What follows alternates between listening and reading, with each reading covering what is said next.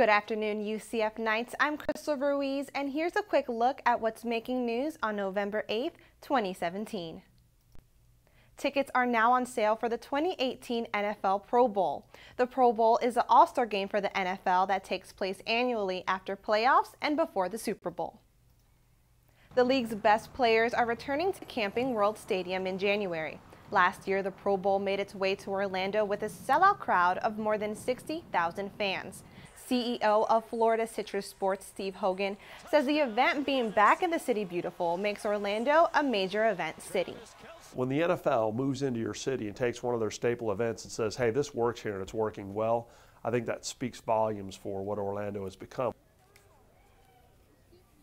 The NFL will host the Pro Bowl festivities the week leading up to the game.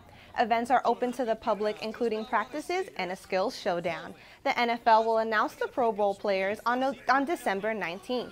You can get tickets at NFL.com/Pro Bowl on sale. Theater UCF is shedding light on race and stereotypes in their next musical. They say their goal is to get people thinking about how these issues are still present today. An octoroon tells the story of George, the heir to his uncle's plantation, who quickly falls in love with Zoe, a beautiful octoroon, and their struggle to be together. The cast prepared for opening night by rehearsing throughout the semester. The play opens tomorrow night and will run until November 19th at the Black Box stage here at UCF. Some UCF students choose to come together through the rhythm of jazz, and one student says it's the best way for him to express himself. UCF music and non-music majors auditioned to play in the first Jazz Ensemble 2 of the semester. The band performed a variety of literature from classical pieces to the new pieces composed for big bands.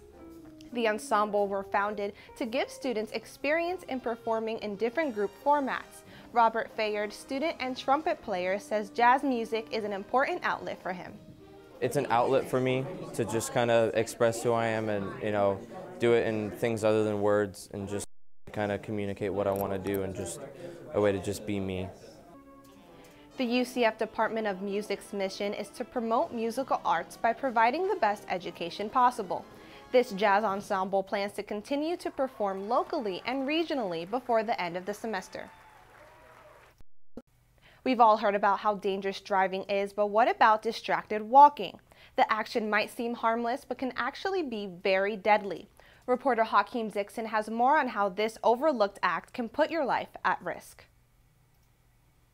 Research done at Ohio State University shows that young adults from the ages of 21 to 25 are more likely to get hurt while staring at a mobile device. Officials at the Orlando Police Department say that pedestrian accidents continue to rise every year, and 70% of accidents involving pedestrians is the pedestrian's fault. UCF student Michael Clossy says he's constantly dodging students while riding his board on campus. And if it's a busy walkway, I'll stop and get off of my board, but sometimes if I feel I can make it through, someone will still walk in front of me because they were looking at their phone with their earbuds in. They couldn't hear me say, hey, sorry, I'm coming through. Distracted walking is not only being hit by a car. Walkers can hurt themselves by colliding into objects, people, or falling. Studies show that looking down at a mobile device like this one can cause you to lose up to 90% of your vision, causing you to only know danger is coming within a split second. Mike Wilson is the bicycle and pedestrian planner at Metro Plan Orlando. He believes the data is not sufficient to back up these claims, but they are taking steps to track it. We're increasingly using cameras at intersections for both controlling traffic as well as for monitoring traffic. So that would be one way that we could look into it. In an effort to create safe environments, cities like Honolulu are implementing laws making distracted walking a violation. As Evelina Siska walked through campus, we asked her if she had ever had an accident while looking at her phone. I was texting and I walked into a door.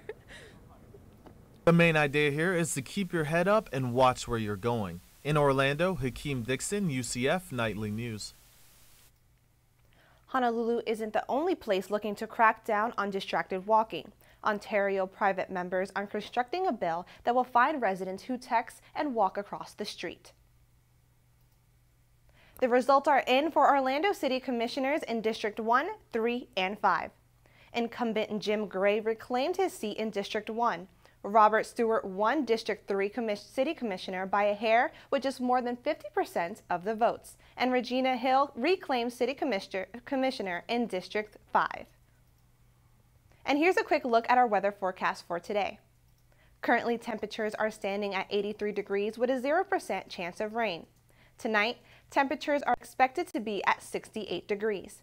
Tomorrow, some areas will continue to see some fog in the morning and temperatures will be at 84 degrees.